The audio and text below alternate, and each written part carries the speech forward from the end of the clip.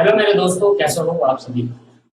भाई पिछली क्लास के अंदर मैंने आपको revenue expenditure, capital expenditure, revenue expenditure और याद है डेफर्ड रिवेन्यू एक्सपेंडिचर तीनों करा देते हैं। और जब मैंने आपको रिवेन्यू एक्सपेंडिचर और कैपिटल एक्सपेंडिचर कराया था उसके नीचे कुछ एग्जांपल्स भी लिखवाए थे लाइन से। वो एग्जांपल्स जो मैंने एग्जांपल लिखवाए थे बेटा, वो रूल्स है। क्या है? रूल्स ऑफ रिवेन्यू एक्सपेंडिचर और कैपिटल। कब कब केस के अंदर हमें, किस किस केस के अंदर हमें कैपिटल एक्सपेंडिचर मानना है और किस किस केस के अंदर हमें रिवेन्यू एक्सपेंडिचर मानना है। तो मैंने आपको रूल्स भी करा दिए हैं जो कि मेरे एग्जांपल्स के तौर पर मैंने आपको सिखाए। वो हमारे रूल्स ही है, तो रूल्स ही है, तो अलग से डिस्कस करने की जरूरत नहीं है रूल्स को। वही मैक्सिमम बातें वहां पर कवर हो गई। अगर हम उतना पढ़ लेते हैं तो हम अपने एक एक क्वेश्चन अपने बुक्स का कर लेंगे आराम से। आज मैं आपको पहले तो बता रहा हूँ कुछ एग्जांपल्स कैपिटल एक्सपेंडिचर के जो आगे यूज होने वाले हैं और कुछ एग्जांपल रिवेन्यू एक्सपेंडिचर के जो आगे यूज होने वाले हैं। उसके बाद हम आगे बढ़ते हैं क्वेश्चंस पर। आज क्लास में मैं क्वेश्चन स्टार्ट कर दूंगा और देखते हैं चैप्टर खत्म होता है नहीं होता। चलो स्टार्ट करते हैं आज class. Some examples of capital expenditure लिखेंगे। अच्छे समझ में आ गया मेरी क्लास में? Some examples of capital expenditure, some example of capital expenditure, some example of capital expenditure. अभी कैपिटल एक्सपेंडिचर के एग्जांपल्स मैं आपको दिखाता हूँ, ठीक है? एक एक करके लिखेंगे, उसको नोटिंग करेंगे अच्छे से। पहला एग्जांपल आप ध्यान से देखिए, परचेज ऑफ लैंड। लिखते चले मेरे साथ, purchase of land and building. बताओ, लैंड एंड बिल्डिंग खरीदते टाइम क्या मैं इसको एक साल के अंदर कंज्यूम करूंगा या मोर देन 1 ईयर कंज्यूम करा जाएगा? Sir more than 1 year. और इसको मैं यूज करूंगा बिजनेस में to the earn profit, profit कमाने के लिए इसको यूज करा जाएगा। लैंड एंड बिल्डिंग खरीदूंगा, बिजनेस में लगाऊंगा, बिजनेस में इसका यूज करके प्रॉफिट को अर्न करूंगा। That is the meaning of capital. Land and building, machinery, plant and machinery ले सकते हैं। मशीनरी लिख लो, प्लांट लिख लो, मतलब कोई भी फिक्स एसेट या फर्नीचर और एक्सेट्रा लिख रहा हूँ, बहुत सारी जितनी फिक्स एसेट है सारी सारी। इसके बाद आपने सेकंड पॉइंट लिखना, कॉस्ट ऑफ। सर जो मैंने पिछले कैपिटल एक्सपेंडिचर के नीचे कोई एग्जांपल कराया था वो रूल्स है, तो उसको रूल्स भी लिख सकते हैं आप। हेडिंग वहां पर एक सरस लिख दो, rules for determining capital expenditure लिख लो, ये एग्जांपल्स बोल लो। ये कुछ डायरेक्ट एग्जांपल हो, वो तो स्टेप बाय एग्जांपल थी, ये डायरेक्ट एग्जांपल है। जैसे cost of lease hold land, cost of lease hold land. Lease hold land क्या होती है? Cost of lease hold land and building. देखो बेटा, गवर्नमेंट क्या है कि आपके पास बड़ी बड़ी कंपनीज होती है जो कोयला निकालती है। कोयला, कोयला क्या होता है? कोई, ठीक है, जो आप देखा होगा गर्म करने के लिए पहले ट्रेन चलती थी कोयले वाली में, कोयल करके गर्म करते थे, ट्रेन को चलाते थे, तो वही कोयला। तो क्या होती है, जो बड़ी कंपनी, जो कोल कंपनी होती है, जो कोयला निकालती है जमीन से, तो वो जमीन से निकलता है, तो जमीन क्या करते हैं हम, लीज होल्ड ले लेते हैं। लीज होल्ड मतलब किराए पर अपनी गवर्नमेंट से मांग लेते हैं। क्या मतलब हुआ, मान लो आज मैं कंपनी, कोयल कंपनी है मेरी, और मैं गवर्नमेंट के पास गया, गवर्नमेंट से बोला गवर्नमेंट भाई आप ऐसा करो, भारत सरकार से मैंने कहा कि मैंने ये लैंड, मुझे इतनी लैंड, इतनी जगह मुझे दे दो उधार पर, और जितना कोयला निकलेगा मेरा हो जाएगा, और फिर यहाँ पर मैं आपको कुछ पैसे देते रहूंगा, मतलब किराया भरते रहूंगा। तो lease hold land, lease hold मतलब, लीज मतलब रैंड, होल्ड मतलब होल्ड कर रखी है हमने ऐसी कोई लैंड में बिल्डिंग जो हमने लीज पर ली है। हमारा काम ही कोयल का बिजनेस है। आपका कोयल का बिजनेस होगा तो क्या आपके पास लैंड इतनी सारी, वो तो गवर्नमेंट की लैंड है, तो आप क्या करोगे, गवर्नमेंट के पास जाओगे, गवर्नमेंट को पैसे जमा कराओगे, इतने सारे बहुत सारे पैसा होता है, बहुत सारा पैसा जमा कराना पड़ता है, ठीक है, फिर आपको लैंड मिल जाती है, और जितना कोयला आप निकाल सकते हो 10 साल 20 साल तक चलता है। टेंडर इशू होता है। टेंडर क्या होता है, गवर्नमेंट आपको क्या करती है, गवर्नमेंट एक इशू करती है कि भाई कोई लैंड लेना चाहता है, वहां पर कोयला निकालना चाहता है, तो कोल कंपनी आती है, बड़ी बड़ी कोल कंपनी आती है, वो अपना प्राइस डालती है, प्राइस कोट करती है, और प्राइस कोट करने के बाद, जैसे आपने लॉ के अंदर पढ़ा होगा टेंडर, प्राइस कोट करने के बाद वहां पर गवर्नमेंट जिसका प्राइस मैक्सिमम होता है उसको दे देती है टेंडर, अब वो 10 साल तक उसको दे देती है लैंड, कहता है 10 साल तक अब तुम्हारी होगी, तो that is called lease hold land. तो लैंड खरीदी, क्या खर्चा हुआ नहीं हुआ? हाँ, गवर्नमेंट से लैंड किराए पे ली, गवर्नमेंट को रेंट पे करा, और बहुत मैक्सिमम रेंट होता है, ठीक है। रेंट पे करने के बाद जो भी आप उसमें कोयला निकलेगा उसको देकर जो भी इनकम होगी कंपनी रखेगा, पर जो रेंट पे करा गया है लीज कर लो, होल्ड करने के लिए लैंड को, लैंड एंड बिल्डिंग को लीज कर, लीज मतलब रेंट पे देने के लिए, होल्ड करा, जो रेंट पे करा वैसे खर्चा क्या लंबे समय के लिए कंज्यूम करेंगे, शॉर्ट टाइम के लिए, लंबे समय के लिए कंज्यूम करेंगे। तो that is the meaning of cost of lease hold land and building. तो लीज होल्ड लैंड, लीज मतलब किराए वाली लैंड या बिल्डिंग को अगर हम होल्ड करते हैं रेंट पर, उसके लिए जो रेंट पे करते हैं वो लंबे समय के लिए होती है, छोटे समय के लिए नहीं होती, इसलिए हमने कहा वो है हमारा कैपिटल एक्सपेंडिचर। तीसरा, अगर हम किसी की गुडविल खरीद लें, तो cost of purchase of goodwill, cost of purchase of goodwill. फिर फोर्थ पॉइंट, गुडविल होता है इंटेंजिबल एसेट, फिक्स्ड एसेट के अंदर कवर हो जाती है। प्रीलिमिनरी एक्सपेंस, प्रीलिमिनरी सर वो खर्चे, देखो मैं इसके बारे में लिखता हूँ, ऐसे खर्चे जो बिजनेस स्टार्ट करने से पहले के होते हैं, ऐसे खर्चे, ऐसे एक्सपेंस जो बिजनेस स्टार्ट करने से पहले के होते हैं, बिजनेस स्टार्ट करने से पहले किए जाते हैं। क्या मतलब? भाई मैं अपने बिजनेस खोलना चाहता हूँ, तो बिजनेस स्टार्ट करने के लिए मुझे क्या चाहिए? मुझे पहले रजिस्टर कराना पड़ेगा, मुझे कॉस्ट अकाउंटेंट को बुलाना पड़ेगा, एक चार्ट अकाउंटेंट को बुलाना पड़ेगा, एक कंपनी सेक्रेटरी को बुलाना पड़ेगा और कहना पड़ेगा उनसे कि भैया ऐसा करो, आप मेरी कंपनी खोल दो। तो कंपनी खोलने के लिए उनको फीस देनी पड़ेगी, डॉक्यूमेंटेशन खर्चे, पैन कार्ड बनाना, डिजिटल सिग्नेचर बनाना, आपके पास डायरेक्टर आइडेंटिफिकेशन नंबर लेना, जीएसटी नंबर लेना, ये सब क्या है? ये बिजनेस खोलने से पहले के खर्चे। बिजनेस खोलने के लिए जो खर्चा कहा जाता है that is called preliminary expense. तो बिजनेस स्टार्ट हुआ नहीं, उससे पहले हमने बहुत सारे खर्चे कर दिए, वो क्या हो गया हमारे लिए? प्रीलिमिनरी एक्सपेंस माना जाएगा। वो क्या माना जाएगा दोस्त? प्रीलिमिनरी एक्सपेंस माना जाएगा। और ऐसे खर्चे को हम कैपिटल मानते हैं, क्योंकि ये खर्चा पूरी लाइफ तक इसको कंज्यूम करते रहे, मतलब इसको उठाते रहे। ऐसा खर्चा करा, और जो खर्चा करा बिजनेस को खोलने में, क्या बिजनेस चलेगा नहीं चलेगा लंबे टाइम तक? से लंबे टाइम में चलेगा। तो that expense is known as capital expenditure. मैंने बिजनेस खोलने के लिए बच्चे जो खर्चा करा जा रहा है, बिजनेस खोलने के लिए जो भी एक्सपेंस किया जा रहा है, वो खर्चे कैपिटल माने जाएंगे। बिजनेस खुलने से पहले जो खर्चे किया जाए, क्योंकि जब बिजनेस खुल जाएगा तो बिजनेस एक साल में कंज्यूम कर लोगे उसका बेनिफिट, या सालों साल चलाओगे बिजनेस? सर सालों साल चलाएंगे, that is called going concern assumption, सालों साल चलाएंगे। इसलिए मैंने कहा प्रीलिमिनरी। अगर आपसे कोई बोले प्रीलिमिनरी एक्सपेंस क्या होते हैं, आप कहना बिजनेस के ओपन होने से पहले डॉक्यूमेंटेशन एक्सपेंस, बहुत सारे खर्चे होते हैं जो करने पड़ते हैं। उसको करने के लिए हमें क्या करना पड़ेगा? हमें खर्चे करने पड़ेगा, और वो खर्चा क्या माना जाएगा? कैपिटल एक्सपेंडिचर माना जाएगा। ठीक है, फिफ्थ पॉइंट आप लिखें। फिफ्थ पॉइंट, ये तो मैंने आपको पहले बता दिया था, लिख देता हूं। कॉस्ट ऑफ एडिशनल और एक्सटेंशन, कॉस्ट ऑफ एडिशनल और extension to existing asset. Existing मतलब जो पहले से, अगर एग्जिस्टिंग एसेट में हम कोई खर्च कर रहे हैं और उसको एडिशनल, याद है मैंने सिनेमा हॉल वाला एग्जांपल दिया था, जिसमें मैंने सिनेमा हॉल की सीट बढ़ा दी थी, तो वो क्या है? एक्सटेंशन। वही तो है, सिंपल। ये तो मैंने आपको पहले सिखा दिया था रूल्स के अंदर। सिक्स्थ लिखना आप आगे। कॉस्ट ऑफ, आगे बढ़ते हैं, देखना सर, कॉस्ट ऑफ ओवरहोलिंग। ओवरहोलिंग, ओवरहोलिंग का मतलब होता है complete repair and maintenance. Complete repair and maintenance, बिल्कुल सही तरीके से रिपेयर एंड मेंटेनेंस करा के of second hand machine, of second hand machinery. कहा मेरे भाई, अगर आप सेकंड हैंड मशीनरी खरीदते हो, देखो एक बहुत सारी मशीनें होती है जो महंगी आती है, तो महंगी खरीदना इम्पॉसिबल है। आप बड़ी बड़ी कंपनी जो होती है, बहुत बड़ी बड़ी मशीनें आती है, तो महंगी खरीदना मुश्किल होता है, तो सेकंड हैंड मशीनरी को प्रेफरेंस देते हैं। अब जब सेकंड हैंड मशीनरी खरीदेंगे तो उसके अंदर रिपेयर एंड मेंटेनेंस कराना पड़ेगा।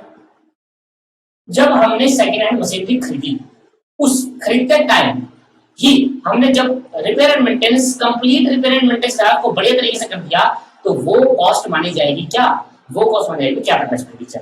दोस्तों दोबारा समझना, मैंने एक मशीन खरीदी, ठीक, मैंने मशीन खरीदी second hand. Second hand machine खरीदते टाइम जो खर्चा किया जा रहा है, मशीन फैक्ट्री में आने तक का खर्चा, जो भी मशीन खरीदते टाइम किया जा रहा है, सेकंड हैंड खरीदो फर्स्ट हैंड, फर्स्ट हैंड में तो कोई खर्चा नहीं है, पर मशीन खरीदते टाइम जो रिपेयर मेंटेनेंस खर्चा किया उसको हम क्या मानेंगे?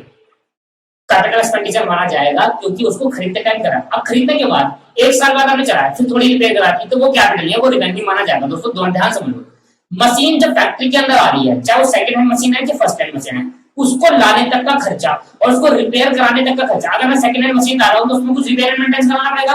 अब मैंने सेकंड हैंड मशीन रखी, कुछ थोड़ी बहुत खराबी थी, मैंने पूरा कंप्लीट रिपेयर एंड मेंटेनेंस करा दिया, दैट इज कॉल्ड ओवरहोलिंग। ओवरहोलिंग कराने के बाद मैंने उसको कंप्लीट कर दिया, अब बढ़िया हो गई मशीन, तो अब मैं उसका यूज कर रहा हूं। तो यूज करने से पहले जितना भी खर्चा होगा वो कैपिटल एक्सपेंडिचर माना जाएगा। उसके बाद अगर आप टाइम टू टाइम उसको रिपेयर करा रहे हो, मशीन में ऑयलिंग कर रहे हो, ये सब कर रहे हो, तो वो क्या जाएगा? Repair and maintenance. वो रिपेयर एंड मेंटेनेंस क्या माना जाएगा? रिवेन्यू एक्सपेंडिचर माना जाएगा। कैपिटल यूज करने से पहले आपने जितना भी खर्चा करा वो कैपिटल है, और यूज करने के बाद आप छोटा मोटा जो खर्चा करो उसमें ऑयलिंग करना, रिपेयर करने का, वो रिवेन्यू है। तो कौन सा रिपेयर एंड मेंटेनेंस कैपिटल माना जाएगा और कौन सा रिपेयर एंड मेंटेनेंस रिवेन्यू माना जाएगा? सेकंड हैंड मशीन खरीदते टाइम यूज करने से पहले अपने कंप्लीट रिपेयर एंड मेंटेनेंस करा लिए, ये रिपेयर एंड मेंटेनेंस कैपिटल माना जाएगा, और उसके बाद छोटा मोटा रिपेयर कराते रहते हो, टाइम टू टाइम सर्विस होते रहती है, तो वो रिवेन्यू माना जाएगा। आई बात समझ में? 7 आपके पास रहेगा पॉइंट। 7 पॉइंट क्या आप लिखना, expenditure on putting expenditure on putting an asset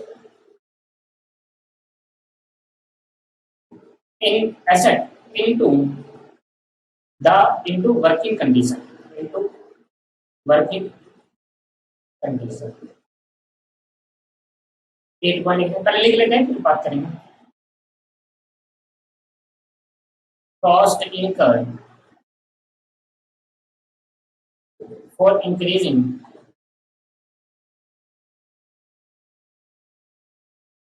the earning capacity of the business, earning capacity of the business। दो बातें बता रही है, कह रहा कोई खर्चा आपने किया और ऐसी एसेट वगैरह जो खराब थी, आपकी एक बाइक है खराब पड़ी, काफी टाइम से आपने चलाई नहीं, ठीक है, आपने कहा यार आपका बिजनेस जो है वो मान लो डिलीवरी करने का है, तो आपकी बाइक की जरूरत है, तो आपने वो बाइक थी काफी बड़ी थी, आपने उसको उसमें खर्चा करा और उसको यूज पुट इन यूज तक लिया है। पुट इन यूज का मतलब अब वो चलने लगी, बढ़िया से चलने लगी, काम होने लग गया, तो बाइक में सब कुछ करा दिया, उसको ठीक करा, उसमें खर्चा करा, मान लो बाइक में लग गए 10,000 रुपए, और 10,000 में वो क्या बन गई, 10,000 में वो जो पुरानी बाइक थी जो खराब खटारा बाइक थी उसको वर्किंग कंडीशन में लिया है, तो वो खर्चा जो किसी एसेट पे कर रहे हैं और उसको वर्किंग कंडीशन में ला रहे हैं, तो ऐसे खर्चे को क्या बोलेंगे, कैपिटल एक्सपेंडिचर कहेंगे, ठीक है, क्योंकि बड़ी टाइम होंगे वो, उसके बाद छोटा मोटा रिपेयर तो चलता रहता है। Cost incurred for increasing the earning capacity of the business, अगर ऐसा कोई खर्चा, ये बात ध्यान रखना, ऐसा कोई भी खर्चा जो आप कर रहे हो और वो खर्चा से बिजनेस की अर्निंग कैपेसिटी को इंक्रीज कर रही है, वो खर्चे से बिजनेस की अर्निंग कैपेसिटी इंक्रीज हो रही है, तो हमने कहा उस केस के अंदर हम उसको क्या मानेंगे, हम उसको कैपिटल एक्सपेंडिचर माना जाएगा, उसको क्या बोलेंगे, वही कैपिटल एक्सपेंडिचर बोलेंगे। क्या बात समझ में आ गई? अगर इतनी बात समझ में आ गई आपके, तो ये बात क्लियर होगी। देखो जो लास्ट वाला पॉइंट है ना, cost incurred for increase the earning capacity of business, इसका मतलब क्या हुआ, इसका मतलब है देखो मैंने सिनेमा वाला एग्जांपल दिया था, वो इस केस के अंदर फिट बैठ सकता है, या वो एक्सटेंशन के ऊपर फिट बैठ सकता है। सिनेमा हॉल में एग्जांपल दिया तो मैंने कहा था भाई सीट अगर मैंने बढ़ा दी, इधर से दीवार तोड़कर सीट और बढ़ा दी, तो मैंने क्या करा, इससे मेरी कैपेसिटी क्या होगी, अर्निंग कैपेसिटी बढ़ेगी, क्योंकि लोग ज्यादा आएंगे, अब जो ज्यादा आएंगे तो ज्यादा टिकट बिकेगी, तो अर्निंग कैपेसिटी ज्यादा होगी। वैसा कोई भी खर्चा जिससे अर्निंग कैपेसिटी, अगर एग्जांपल आपने 8 एग्जांपल याद कर लिया, आपका कोई भी ऐसा क्वेश्चन नहीं जो आप ना कर पाओ, 8 एग्जांपल याद कर लेना, और जो पहले मैंने एग्जांपल बताया था वो भी याद करना, ठीक है, उसमें ही बातें कवर हो जाती है। चलो अब मैंने कहा some examples of revenue expenditure, some example of revenue expenditure, some example of revenue expenditure। भाई revenue expenditure के कुछ एग्जांपल देख लेते हैं। मैंने कहा बेटा जो रेवेन्यू कैपिटल नहीं है वो रेवेन्यू है, जो कैपिटल नहीं है वो रेवेन्यू है। चलो भाई लिखते हैं एग्जांपल्स। ये तो बोलते हैं डे टू डे खर्चे जो होते हैं, नॉर्मल खर्चे जो होते हैं वो होते हैं रेवेन्यू एक्सपेंडिचर, जिनको एक साल के अंदर हम कंज्यूम कर लेते हैं। पहला बताओ कौन कौन सा होगा, salary, wages paid to the employ, तो मैं सैलरीज और and wages, salary and wages paid to the employ, salary and wages paid to the employ. अगर हम एम्प्लॉय को सैलरी दे रहे हैं या दिहाड़ी दे रहे हैं, दिहाड़ी मतलब वेज मतलब डे होती है, पर दिन की होती है या 15 दिन की होती है, अगर मंथली है तो सैलरी है, मंथ के अलावा अगर बीच में दे रहे हैं, हफ्ते के दे रहे हैं, दिन के दे रहे हैं, 2 दिन के अंदर दे रहे हैं, वो है वेजेस, ठीक है। मेरी अपने एम्प्लॉय को वेजेस सैलरी दे रहे हैं तो वो खर्चा क्या है, उसको कंज्यूम कर लेंगे एक साल के अंदर, एक महीने के अंदर, एक साल के अंदर कंज्यूम करेंगे, एक साल को छोड़ो दूर की बात, एक महीने में कंज्यूम कर लेंगे, ठीक। Rent of the factories, rent of the factories, ठीक है, या ऑफिसेस। ऑब्वियस सी बात है अगर हम एक साल का रेंट आपको पे कर रहा हूं, एक साल का रेंट दे रहा हूं तो उसका यूज भी तो करूंगा। मेरे एक ऑफिस खोला तो ऑफिस का मैंने रेंट पे करा, एक साल का पे कर दिया, तो एक साल का यूज भी तो करूंगा, कंज्यूम कर लूंगा, नहीं करूंगा रेंट का पैसा, कंज्यूम करूंगा, तीसरा सर डेप्रिसिएशन आपने लगाया है, डेप्रिसिएशन का मतलब क्या होता है, fall in a value of fix asset, depreciation on plant and machine. अगर आप प्लांट एंड मशीनरी पे डेप्रिसिएशन लगा दें तो डेप्रिसिएशन का मतलब क्या है, मशीन और प्लांट एंड मशीनरी की वैल्यू क्या हो जाना, गिर जाना। अब जब प्लांट एंड मशीनरी की वैल्यू गिर जाती है इसका मतलब कब गिरती है, जब हम उसका यूज करते हैं, और जब हम उसका यूज करेंगे तो कब गिरेगी, तो यूज तो कर लिया ना आपने, तो ये डेप्रिसिएशन जो खर्चा होगा आपके पास, ये लॉस हुआ, ये भी हम रिवेन्यू एक्सपेंडिचर। फोर्थ पॉइंट आपके पास रहेगा, fourth point stock of raw material, stock of raw material, कच्चा माल, जैसे कि आप अगर सोफा बनाना चाहते हो तो लकड़ी उसके लिए रॉ मटेरियल हो गया। फिर वर्क इन प्रोग्रेस, मतलब अभी थोड़ा काम बन गया है, थोड़ा नहीं बचा, मतलब लकड़ी से सोफा तो बना लिया, फिनिशिंग करनी बाकी है, that is called work in progress, अभी काम प्रगति पर है, वर्क इन प्रोग्रेस, या बन चुका है, फिनिश गुड। तो इस पे जो खर्चा होगा वो खर्चा क्या है, रिवेन्यू, क्योंकि उनको बेचकर गुड्स में होने वाला खर्चा सर रिवेन्यू होता है, क्योंकि उनको आज बनाया कल बिक गया कंज्यूम कर लिया, आज बनाया कल बिक गया कंज्यूम कर लिया, है ना, ये सारे क्या है, स्टॉक गुड्स है। फिफ्थ इंश्योरेंस प्रीमियम, मान लो आपने अपने गुड्स को गोडाउन में रख रखे हैं, तो जब आप गुड्स गोडाउन में रखते हैं आपको लगता है आग होने का डर या चोरी होने का डर है या थेफ्ट या फिर आपके पास फायर का डर लग रहा है, तो आपने क्या करा है, इंश्योरेंस करा, तो इंश्योरेंस को दिया प्रीमियम, क्या दिया, प्रीमियम, इंश्योरेंस कंपनी को दिए पैसे हर साल, तो एक साल के पैसे भी आपने कंज्यूम कर लिया इंश्योरेंस की, भाई एक साल अगर कुछ भी होता है तो इंश्योरेंस कंपनी बेयर करेगी उस लॉस को।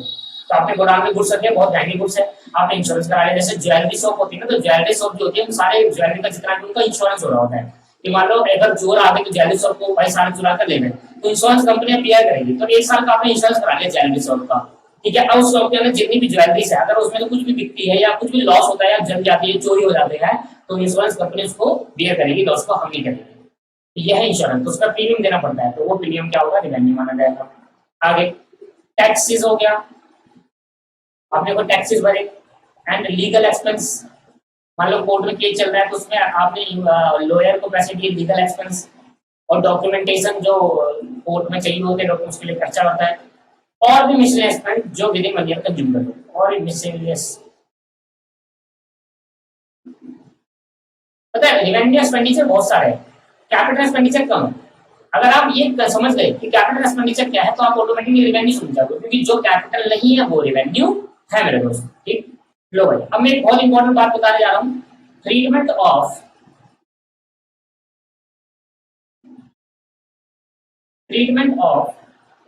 Revenue expenditure, treatment of revenue expenditure, आज की क्लास में कौन सा खत्म कर दूंगा, अगली क्लास में चालू कर लेंगे question. Treatment of revenue expenditure as capital expenditure, treatment of revenue expenditure as capital expenditure, क्या मतलब हुआ दोस्तों, कभी कभी क्या होता है,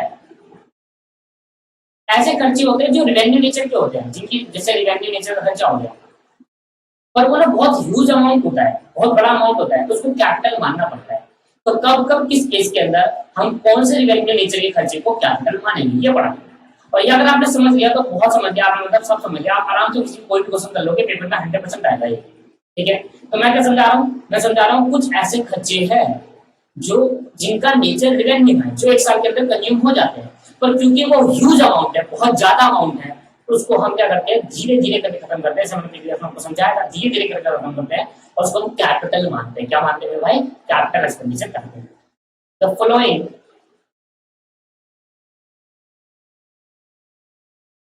आर द सम, देखेंगे द फॉलोइंग्स आर द, यार नीचे दिए गए, the following are the sum expenditure, the following are the sum expenditure,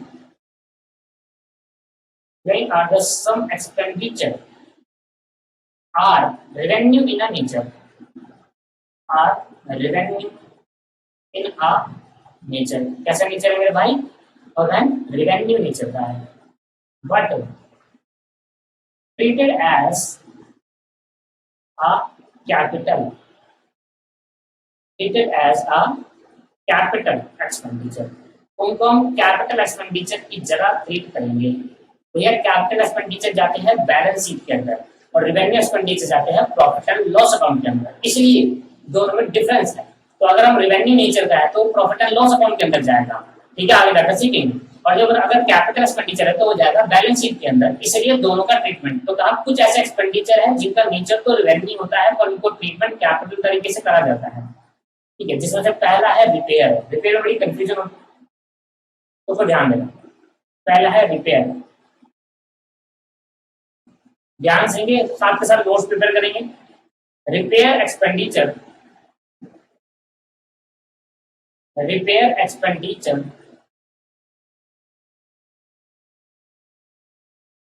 is revenue in a nature, is revenue in a nature। Repair expenditure क्या है? Revenue nature का है, but a huge amount, but a huge amount incurred,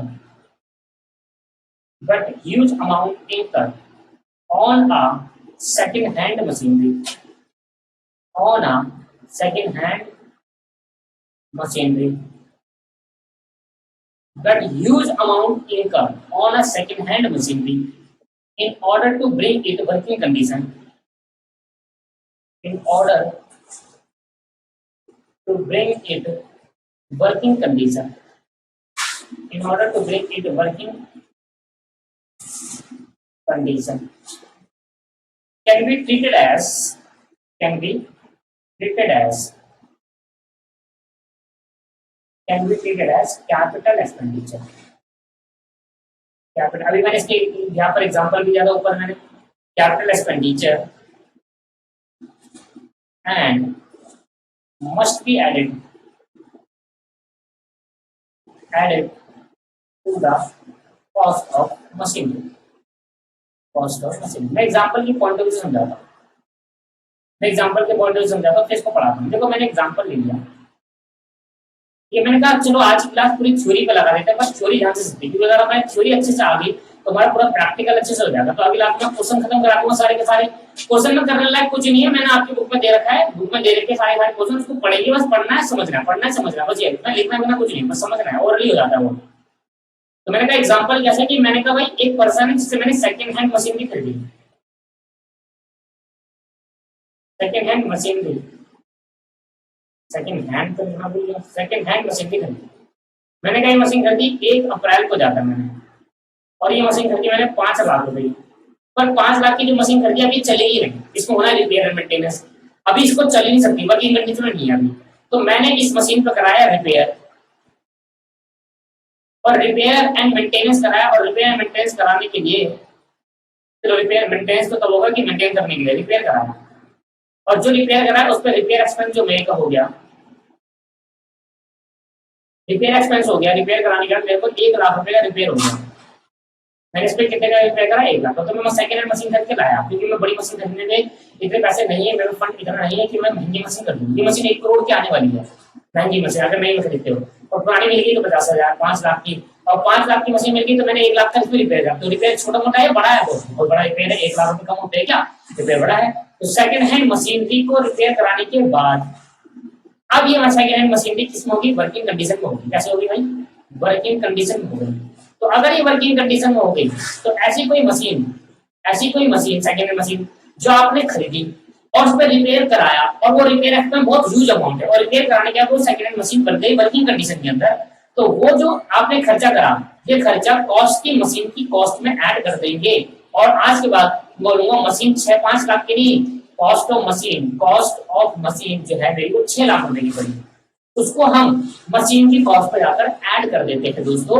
और आज के बाद मैं बोलूंगा कि सेकंड हैंड मशीन मेरी 6 लाख की नहीं, 5 लाख की नहीं, 6 लाख की होगी, क्योंकि इसको खरीदने के बाद इसमें खर्चा भी तो हुआ है और तभी वर्किंग कंडीशन में आई है। तो वर्किंग कंडीशन में आने तक के जितने भी खर्चे होंगे उस मशीन के ऊपर, वो सारी कॉस्ट उसकी कॉस्ट में ऐड कर दी जाएगी। तो 5 लाख की खरीदी, 1 लाख ऐड कर दिया, 6 लाख रुपए की हो गई। तो ये रिपेयर एंड मेंटेनेंस क्या माना जाएगा? इस रिपेयर एंड मेंटेनेंस को अब कैपिटल मानेंगे, बल्कि रिपेयर क्या होता है? कैपिटल एक्सपेंडिचर कहेंगे, क्योंकि ये ह्यूज अमाउंट है और से वर्किंग कंडीशन में आया। और अगर ये रिपेयर कैपिटल माना गया इसलिए क्योंकि इसका नेचर तो रिवेन्यू था, क्योंकि रिपेयर कराना तो रिवेन्यू नहीं सकती, रिपेयर कब होता है जब छोटी मोटी बातें होती है, पर ये रिपेयर ह्यूज रिपेयर था और बड़ा अमाउंट था और साथ में इसने ऐसा करा कि वर्किंग कंडीशन पे लेकर आया, तो उसको कॉस्ट में ऐड कर देंगे, इसको अलग से रिकॉर्ड नहीं करेंगे रिपेयर को, इसको मशीन की कॉस्ट में जाकर जोड़ दिए और कहेंगे आज के बाद मेरी जो मशीन की कॉस्ट है वो 5 लाख नहीं 6 लाख रुपया है। क्या बात समझ में आ गई? लो भाई रिपेयर, तो revenue repair expenditure is a revenue in nature but huge amount incurred on a second hand machinery. अगर मैं सेकेंड हैंड मशीनरी खरीदता हूँ तो उसको वर्किंग कंडीशन लाने के लिए मुझे बहुत सारा अमाउंट खर्च करना पड़ता है। तो जो अमाउंट मैंने खर्च करा सेकेंड हैंड मशीन को वर्किंग कंडीशन में लाने के लिए, तो वो सारा अमाउंट जो खर्च करा है भले ही उसका नीचे रिवेन्यू है पर उसको कैपिटल एसेट ट्रीट करा जाएगा और उसको मशीन की कॉस्ट में ऐड कर दिया जाएगा। तो must be added to the cost of machine. आई बात समझ में? तो रिपेयर कंडीशन में आ गई। अगला पॉइंट सीखते हैं, सेकंड पॉइंट, और ये है वेजेस। अगर ये समझ में आ गया तो समझ में आ गया, मतलब आपको मैं अगली क्लास में जितना ही मैंने अभी तक पढ़ाया वो सारे एग्जांपल्स अगली क्लास में सारे क्वेश्चन लिखवा देंगे, वो क्वेश्चन के लिए ही हो जाएंगे। ठीक है, चलो। तो मेरे का वेजेस नॉर्मली, मैंने कहा नॉर्मली वेजेस जो होता है ना, normally wages are revenue in nature, क्योंकि वेजेस जो होते हैं वो रेवेन्यू नेचर, अभी मैंने ऊपर बताया जो वेजेस होते हैं वो रेवेन्यू नेचर के होते हैं। देखो सैलरी एंड वेजेस रेवेन्यू, क्योंकि इनको क्या करते हैं मंथली या मंथली के अंदर अंदर हम दे देते हैं मंथली, डे, फोरनाइट, 15 दिन के अंदर या हफ्ते के अंदर, वीकली, मंथली, 15 दिन में, फोरनाइट कहते हैं 15 दिन को, 15 दिन में देते हैं। तो ये क्या है, ये रिपेयर क्या होता है, normally wages are the revenue nature, normally wages are revenue nature का होता है। बट कुछ ऐसे वेजेस जो हम करते हैं, कैसे करते हैं, मानो मैंने कोई बिल्डिंग कंस्ट्रक्शन करा, तो बिल्डिंग कंस्ट्रक्शन कराने के लिए मेरे को लेबर रखना पड़ेगा और लेबर जब रखने पड़ेगा तो उनको वेजेस देनी पड़ेगी, प्रति दिहाड़ी देनी पड़ेगी। अब बिल्डिंग बनाने पे जितना भी लेबर कॉस्ट आया, मैंने कहा बिल्डिंग को बनाने में मुझे 1 लाख रुपए का लेबर की कॉस्ट आ गई, क्योंकि मुझे लेबर का खर्चा लेना पड़ेगा, वो 1 लाख रुपए अब वेजेस नहीं माना जाएगा क्योंकि ह्यूज अमाउंट हो गया। इसका बेनिफिट पूरे मशीन की कॉस्ट में ऐड कर दिया जाएगा, और सॉरी बिल्डिंग की कॉस्ट में ऐड कर दिया जाएगा जो भी कंस्ट्रक्शन हुई। तो अगर मैं बड़ी बड़ी बिल्डिंग्स कंस्ट्रक्शन करता हूँ, मान लो बहुत सारे फ्लैट कंस्ट्रक्शन करता हूँ, तो उसके अंदर जितना भी लेबर हो तो उसकी फ्लैट कॉस्ट में ऐड कर देंगे और उतना मांग लेंगे आपसे। तो मैंने कहा एक फ्लैट बनाने के लिए मुझे 10 लाख रुपए लगे, आप एक घर बनाते हो अपना, तो आपने जब अपना घर बनाया होगा तो उसमें जो लेबर लगा तो ये कहा कि आपने कि मटेरियल इतने का लगा, सीमेंट इतने का लगा, लेबर इतने की लगी, ये कहा कि भाई पूरा खर्च मिलाकर है वो 10 लाख का बनेगा। तो आपने यही कहा ना कि पूरा घर 10 लाख का, ये 7 लाख, 8 लाख, 12 लाख, 15 लाख, 20 लाख का बना, एक कहा। तो आपने ये तो नहीं कहा ना इसमें इतने रुपए की टूटी लग गई, इसमें इतने रुपए का पानी में खर्चा हो गया, इतने रुपए का इलेक्ट्रिसिटी में खर्चा हो गया, इतने रुपए का मटेरियल लग गया, इतने रुपए का लेबर लग गई, इतने रुपए का सीमेंट आ गया, इतने रुपए का ये सब आया, अलग अलग तो नहीं बताया, आपने सबको जोड़ दिया और एक बार बता दी कॉस्ट। तो ये देखा जो वेजेस आप दे रहे हो कंस्ट्रक्शन कराने, वैसे तो वेजेस क्या होता है नॉमिनल रेवेन्यू नेचर का होता है, पर अगर कंस्ट्रक्शन के लिए आप वेजेस पे कर रहे हो किसी बिल्डिंग को कंस्ट्रक्ट करने के लिए, तो वो कंस्ट्रक्शन के अंदर जो वेजेस पड़ेगा उसकी बिल्डिंग की कॉस्ट में जाकर ऐड कर रही है, अलग से जोड़ नहीं करेंगे, उसको फिर कैपिटल मानना पड़ेगा, उसको कॉस्ट में ऐड कर दिया जाएगा। आई बात समझ में? जी, लेकिन इसके आगे but wages paid, but wages paid, but wages paid to the worker, to the, याद रखना आज के बाद कि आपने ये कंफ्यूज करने के लिए है, तो ये जो बात बता रहा हूं अलग से कंफ्यूजन क्रिएट करती है। तो कब रिपेयर को रेवेन्यू मानना, कब ऐड करना, समझ में आ गया ना? ठीक है। अब कब वेजेस को, वेजेस तो नॉर्मली रेवेन्यू नहीं चलता होता, पर अगर आपने बिल्डिंग का कंस्ट्रक्शन कराया, किसी भी चीज का कंस्ट्रक्शन कराया, उसमें अगर वेजेस खर्च दिया तो उसको कैपिटल मानना, रेवेन्यू नहीं मानना। ठीक है, तो wages paid to the worker for the construction of, for the construction, for the construction of, construction और installation, ध्यान सुन लो, installation नई चीज आ गई, कंस्ट्रक्शन और इंस्टॉलेशन क्या मतलब वो आई बताता हूँ। कंस्ट्रक्शन और इंस्टॉलेशन ऑफ, कंस्ट्रक्शन और installation of fix asset, of fix asset, fix asset मतलब क्या हो गया, बिल्डिंग, लैंड, लैंड पे चलो कोई नहीं, लैंड, बिल्डिंग हो गई, मशीनरी हो गई, ये फिक्स एसेट पे, फिक्स एसेट। या तो आपने क्या कराया मेरे बच्चे, कंस्ट्रक्शन कराया, या तो आपने इंस्टॉलेशन कराया। मान लो मशीन लेकर आया मेरे भाई, मैं क्या लेकर आया, मशीन लेकर आया है, और जब मैं एक मशीन लेकर आया तो मशीन के अपने सर पे लेकर आऊंगा नहीं, उसमें फ्रेट दूंगा, फ्रेट करने के मशीन को लेबर क्या आएंगे उस मशीन को उठाएंगे और फैक्ट्री के जहाँ रखनी है वहां रखेंगे, तो लेबर के पैसे लेंगे, तो यहाँ पर लेबर कॉस्ट आई। मशीन को इंस्टॉल कराने पे जो खर्चा होगा वो वेजेस नहीं होगा, वो मशीन की कॉस्ट में ऐड कर दिया जाएगा। तो मैं आपको पहले सिखा चुका हूँ, मतलब बिल्डिंग बनने तक का खर्चा, चाहे वो वेजिस है, उसको कॉस्ट में ऐड कर देंगे। रिवेन्यू मानेंगे, रिवेन्यू नहीं मानेंगे, कैपिटल मानेंगे, कैपिटल जब मानते हैं तो उसकी कॉस्ट में ऐड कर देते हैं।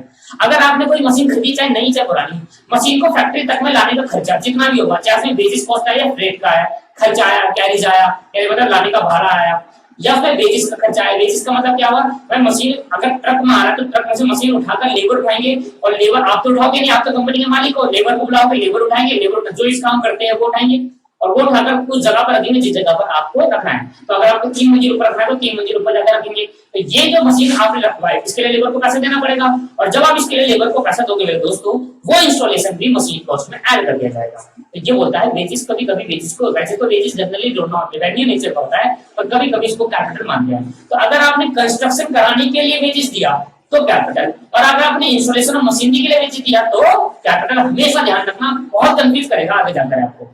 तो वेजिस अगर आपने कंस्ट्रक्शन करने के लिए दिया है किसी भी बिल्डिंग को, या किसी भी फिक्स एसेट को कंस्ट्रक्शन करने के लिए दिया है, तो वो वेजिस कैपिटल माना जाएगा, वो बिल्डिंग की कॉस्ट में ऐड हो जाएगा। जैसे कि एग्जांपल मैं इंस्टॉलेशन का ले लेता हूं। मैंने भाई एक मशीन खरीदी, अब नहीं खरीदी पुरानी खरीदी कुछ फर्क नहीं पड़ता, 10 लाख की मशीन खरीदी, इसमें मेरा फ्रेट लग गया, फ्रेट मतलब होता है भाड़ा, फ्रेट फ्रेट लग गया सर मेरा 50,000 लगा, मेरे को 50,000 रुपये लग गया इस मशीन को जाना है। जब लेबर आए तो लेबर को दिया वेजिस, और वेजिस लेबर लेकर 10,000 रुपये। फिर उन्होंने इंस्टॉल भी करा, ये सारा क्या है इंस्टॉलेशन, इंस्टॉल भी कराया। इंस्टॉल मतलब वेजिस दिया फॉर इंस्टॉलेशन, लिख लो wages for installation, wages for installation दिया। तो ये आपके पास टोटल जो खर्चा हो 10,000। तो अब आपको ये वेजिस जो आपने पे करा रिवेन्यू नहीं है, ये आपके पीएनएल अकाउंट में लॉस नहीं आएगा, खर्चे साइड नहीं आएगा, ये कहाँ आएगा, वेजिस फॉर इंस्टॉलेशन आपके पास कहाँ जाएगा, बैलेंस शीट में आएगा। कैसा आएगा, कॉस्ट में ऐड कर देंगे। अब मैं कहूंगा मेरी कॉस्ट ऑफ मशीनरी जो होगी ना, मेरी मशीन की जो कॉस्ट होगी ना मेरे दोस्तों, वो कितनी हो जाएगी, 10,60,000। ये बन जाएगी। मशीन 10 लाख की खरीदी भली, उसमें लगाने तक का खर्चा, मतलब इंस्टॉल करने तक का खर्चा जितना भी होगा मशीन कॉस्ट में ऐड कर देंगे, और उसको बोलेंगे 10,60,000 की मशीन बेचेंगे, रहेंगे। तो ये हो गया बेसिस। ऐसी कंस्ट्रक्शन के लिए कंसेप्ट है, तो कंस्ट्रक्शन भी कराओगे तो ये हो जाएगा। तीसरा आपके पास प्रीलिमिनरी, ये मैंने भी सिखाया आपको, प्रीलिमिनरी एक्सपेंस। वैसे तो मैंने बता दिया है, फिर भी एक बार इनमें कंफ्यूजन होते हैं, तो ये पॉइंट मैं आपको बता रहा हूँ, ये कंफ्यूजन क्रिएट कर जाते हैं, इसको मैं अलग से ही बता रहा हूँ। All expense,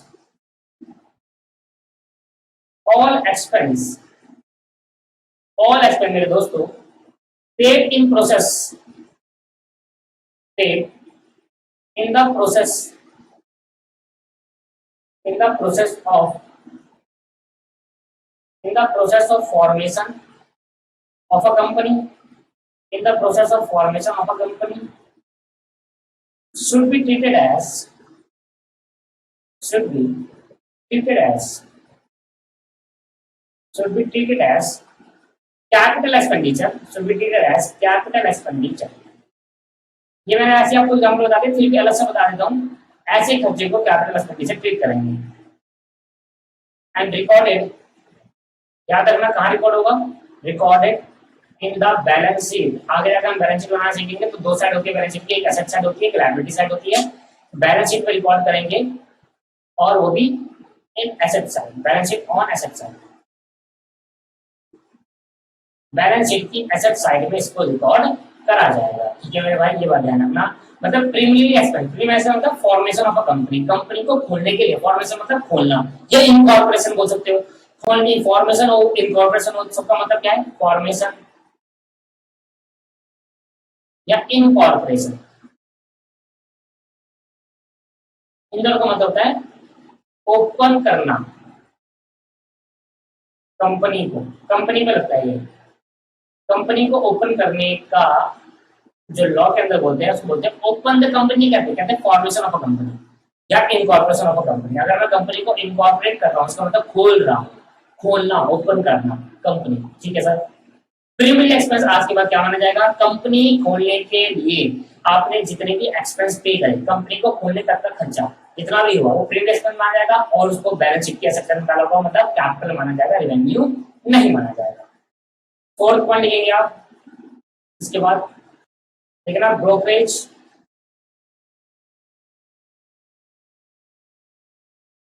government stamp, duty and legal expense,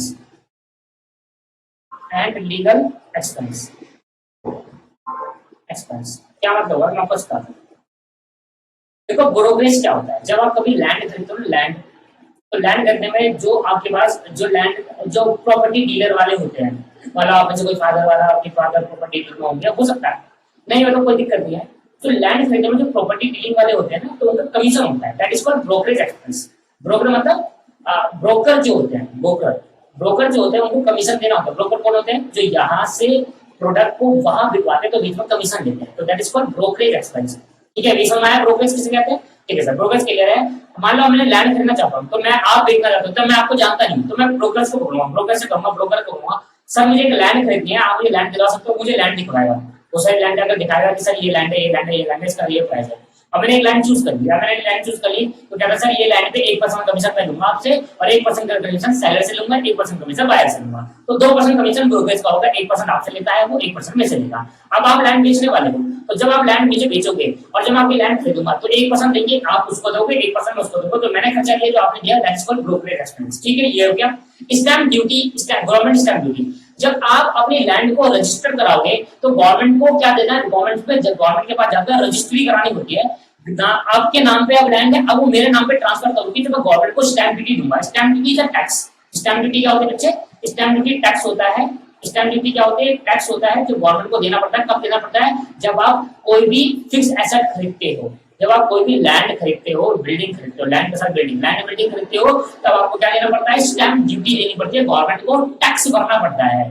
ठीक है, इस चीज के लिए कि आपने इतना सारा लैंड खरीदा, कि महंगी सामान खरीदा, तो मैं भरूंगा बेटा, जो लैंड खरीद रहा है वो बंदा टैक्स भरता है, तभी आपकी लैंड मेरे नाम पर होगी। जब मैं आप लैंड बेच रहे हो तो ब्रोकर कमीशन नहीं है ब्रोकर को, फिर जो लैंड मुझे बेचोगे आप, उसको मैं रजिस्ट्री कराऊंगा, गवर्नमेंट के पास जाऊंगा, गवर्नमेंट से रजिस्टर कराऊंगा, तो गवर्नमेंट को टैक्स पे करना है। तो लैंड पे जो टैक्स पे करते हैं दैट इज बोलते हैं स्टैंप ड्यूटी, इसको बोलते हैं गवर्नमेंट स्टैंप ड्यूटी। ठीक है, और फिर जाके और लीगल एक्सपेंस, लीगल एक्सपेंस कौन से हो गए, जैसे डॉक्यूमेंटेशन खर्चा, जैसे मान लो आपके पास आपने स्टैंप ड्यूटी गवर्नमेंट को पे करी, फिर आपके डॉक्यूमेंट बनेंगे, डॉक्यूमेंट करेंगे तो उसमें भी 1000 2000 3000 रुपए लगेंगे आपके पास, कि भाई वो अपने नाम कराने के लिए डॉक्यूमेंट प्रिपेयर करेंगे ना, उसमें लिखा होगा, वो वन पर्सन लिखेगा, एफिडेविट लेकर आएगा, गवर्नमेंट की स्टैंप लेकर आएगा, सब कुछ वही करेगा।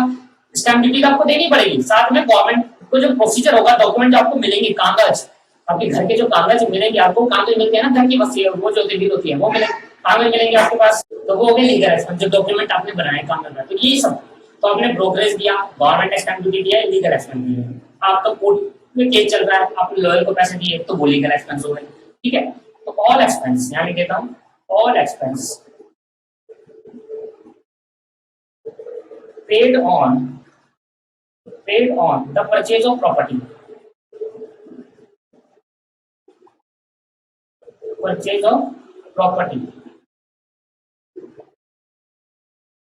will be treated as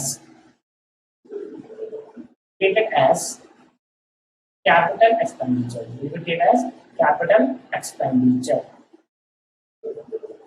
तीनों का मतलब समझ में आया ना। ब्रोकरेज कौन होता है, प्रॉपर्टी डीलिंग वाले, जिनको ब्रोकरेज कमीशन देना पड़ता है। मान लो मैं आपसे 10 लाख की लैंड खरीद रहा हूँ, तो 10 लाख का 1% कितना हो गया भाई बताओ, 10 लाख का 1% कितना हो गया बताओ, 10 लाख का 1% आपके पास 10,000 हो गया, तो 10,000 मैं दूंगा, 10,000 आप दूंगा, तो 10,000 जो मैंने इसको दिए वो क्या होगा, ब्रोकरेज। ठीक है, ये हो गया ब्रोकरेज। गवर्नमेंट स्टैंप ड्यूटी, अगर आप 10 लाख की लैंड खरीदते हो तो अप्रोक्सीमेटली 50,000 आपको टैक्स भरना पड़ता है, that is called government stamp duty, property खरीदते थे। और लीगल एक्सपेंस क्या होगा, फिर आप डॉक्यूमेंट बनाओगे, तो डॉक्यूमेंट बनाने के लिए डॉक्यूमेंट वाले पर्सन को, जो डॉक्यूमेंट बनाता है उसको खर्चा दोगे, तो वो तीनों खर्चे। तो जब भी आप कोई प्रॉपर्टी खरीदते हो, अपने घर खरीदते हो, लैंड खरीदते हो, तो उसमें आपको क्या करना पड़ता है, उसमें आपको बहुत सारे खर्चे होते हैं, जो ब्रोकरेज होता है, स्टैंप ड्यूटी होती है, और आप लीगल एक्सपेंस, अपने पापा से पूछना, अपने फादर से पूछना, जब उन्होंने अपना घर खरीदा होगा, घर के जाओगे तो उन्होंने ये खर्चे दिए होंगे, तो ये आप क्या मानोगे, इसको आप कैपिटल मानोगे, रेवेन्यू नहीं मानोगे, क्योंकि वन टाइम है, एक बार प्रॉपर्टी खरीदी, सारी प्रॉपर्टी की कॉस्ट में ऐड कर देंगे। तो मैंने कहा प्रॉपर्टी खरीदी 8 लाख की, 50,000 रुपए का दिया मैंने, उसे 1 लाख का दिया स्टैंप ड्यूटी, 10,000 रुपए मैंने ये दिए, और बाकी मैंने और दिए खर्चे, तो सब कुछ जोड़ने का जितनी की बनी प्रॉपर्टी, मतलब 8,50,000 की, तो वो सारे खर्चे मैंने क्या मान लिए, 8,50,000 प्रॉपर्टी की कॉस्ट में जाकर ऐड कर दिया, कैपिटल माना है, रेवेन्यू नहीं माना, प्रॉपर्टी की कॉस्ट बन जाएगी वो पूरी।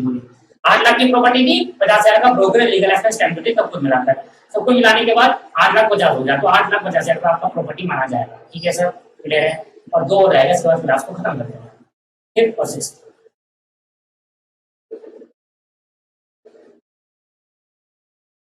Raw material and store, raw material and store, raw material and store क्या मतलब होता है?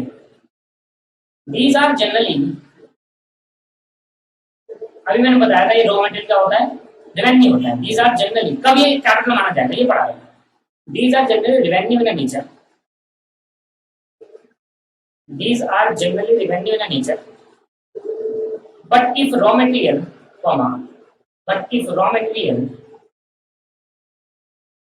but if raw material, if raw material and stores, store मतलब जहां पर गुड्स रखा जाएगा, स्टोर होते हैं गोडाउन वगैरह, stores are consumed,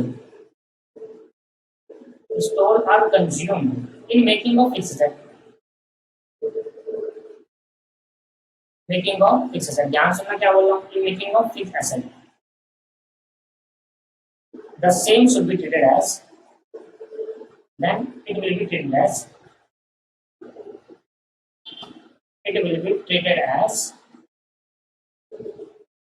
capital expenditure. इसको हम क्या नाम देंगे, कैपिटल एक्सपेंडिचर ट्रीट करना। बेटा मैं बहुत डिटेल में आपको करा रहा हूँ, इससे ज्यादा डिटेल में कोई नहीं करा सकता, कोई भी नहीं करता, क्योंकि मैं समझता हूँ कि अगर आपका अकाउंटिंग अच्छा होगा तो आपका सब कुछ अच्छा होगा।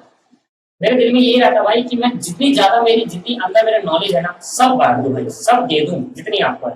जब तक आपको नॉलेज, मेरा काम ही नॉलेज बांटना भाई। अगर आपका नॉलेज फर्दर आप भी आगे जाकर फ्यूचर में टीचर बनोगे तो आप भी ये सारी जितनी जितनी नॉलेज आपको सब बांटो। ठीक है, तो ये आपके पास क्या रहा है, raw material stores. Raw material stores का मतलब क्या हुआ, इसका मतलब हुआ कि देखो रॉ मटेरियल जो होता है, जो हम गुड्स, जैसे मैंने आपको बताया था, सोफे का एग्जांपल दिया था, मैंने बताया था रॉ मटेरियल क्या होता है, मान लीजिए रेवेन्यू होता है। मैंने कहा जनरली ये रेवेन्यू ना चाहिए होता है, बट एक केस ऐसा होगा जब इसको रेवेन्यू की जगह कैपिटल माना जाएगा। क्या, देखो रॉ मटेरियल जो होता है ना दोस्तों, वो गुड्स को बनाने के लिए लाया जाता है। जैसे कि मैंने कहा मेरा एक सोफे का बिजनेस है, मेरा क्या है, एक सोफे का बिजनेस है। मैं एग्जांपल के पॉइंट ऑफ व्यू समझा, फर्नीचर बिजनेस है मेरा। क्या फर्नीचर बिजनेस है मेरा, एक फर्नीचर बिजनेस है मेरे दोस्तों। और यहां से मैं वुड कटर, लकड़ी काटने वाले, वुड कटर से मैंने वुड मांगा, लकड़ी मांगी।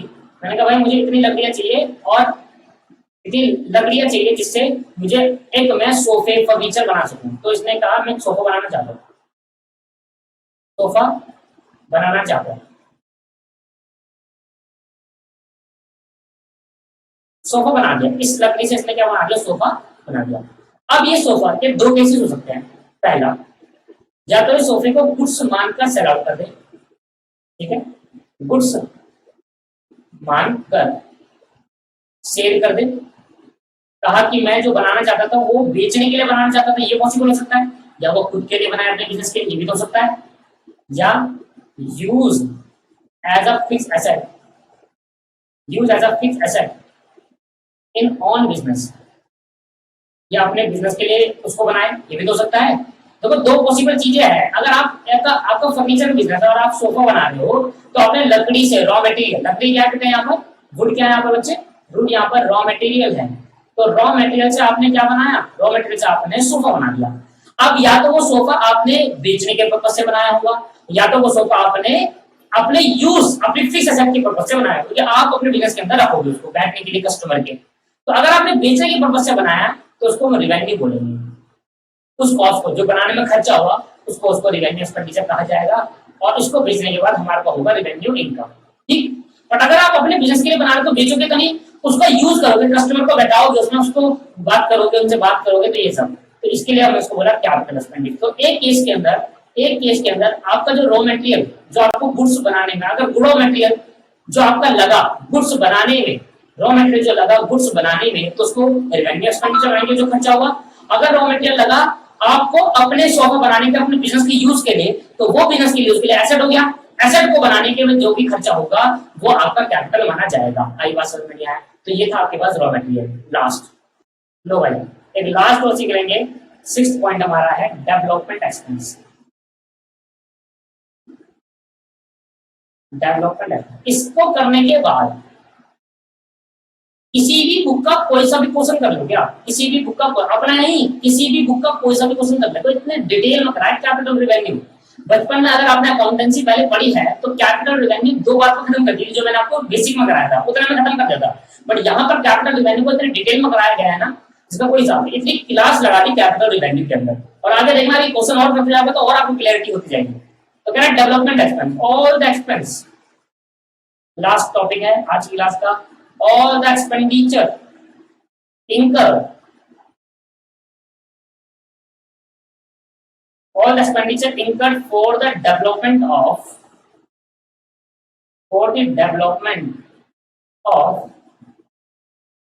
mines and plantation,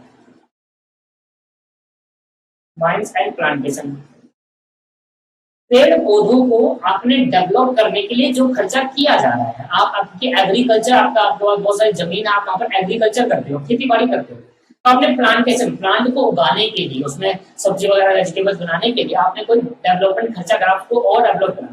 आप पहले आपने देखा होगा गाँवों के अंदर हल जोता जाता है। हल क्या होता है दोस्तों, मैं आपको समझाता हूँ क्या होता है। गायें या फिर जो बैल होते हैं, जो आपके पास गायें तो नहीं, बैल जो होते हैं वो क्या करते हैं, उनको खेत को खोदने में आप उनके काम का यूज होता है, पर अब ट्रैक्टर का यूज करा जाता है ना। तो गाँव में अभी भी, जहां मैं रहता हूँ उत्तराखंड के अंदर, और बाकी अगर आपके वहां पर भी होगा तो उत्तराखंड के अंदर अभी भी बैलों का यूज करा जाता है हल को जोतने के लिए। मतलब खेत को जोतने के लिए, खेत को आप देखो वहां पर क्या होगा, बीज उगाने के लिए हम हाथ से नहीं खोदते, हम बैलों को लेते हैं और वहां पर एक ऐसे करके बैलों को खोदते हैं, और यहाँ पर ट्रैक्टर का यूज कराया, जैसे ट्रैक्टर का यूज होकर खोदते हैं ना, ऐसे यहाँ पर आपके पास प्लांटेशन, अगर आप प्लांट बनाना चाहते हो, प्लांट उगाना चाहते हो, डेवलप करना चाहते हो, तो उसको डेवलपमेंट के लिए जो भी खर्चा होगा वो सारे खर्चे आपके कैपिटल माने जाएंगे। should be treated as capital, should be treated as capital। Mines क्या होती है, माइंस बेटा, माइंस वो होता है जो जमीन के अंदर होता है, दैट इज कॉल्ड माइंस। जमीन के अंदर जो चीज मिलती है उसको माइंस कहते हैं, ठीक है। तो माइंस, जैसे कोयला, कोयला क्या होता है, माइंस उसको कह सकते हैं कि वो जमीन के अंदर मिलता है। तो माइंस, प्लांटेशन को डेवलप करने के लिए अगर आप कोई खर्चा कर रहे हो तो ये डेवलपमेंट एक्सपेंस भी हम कैपिटल माना जाएगा। लो भाई लोग, आज की क्लास के अंदर मैंने आपको सारी की सारी थ्योरी करवा दी है मेरे भाई। अब मुझे बस आपको क्वेश्चंस कराना है, पहले आप ट्राई कर लीजिए। मैं आज की क्लास में आपको बहुत रिक्वेस्ट करूंगा कि अगली क्लास देखने से पहले एक बार रिक्वेस्ट है आपसे, एक बार जरूर पिछले का रिवाइज याद कर लो, रिवाइज नहीं बिल्कुल लर्न कर लो, उसके बाद अगला देखना आपको सब कुछ समझ में आएगा मेरी गारंटी। ठीक है दोस्तों, आज की क्लास में यही समाप्त करते हैं, अगली क्लास में मिलते हैं, अगली क्लास में हम करेंगे एग्जांपल्स, बहुत सारे क्वेश्चंस। ठीक है, चलो बाय बाय, आज की क्लास में थैंक यू।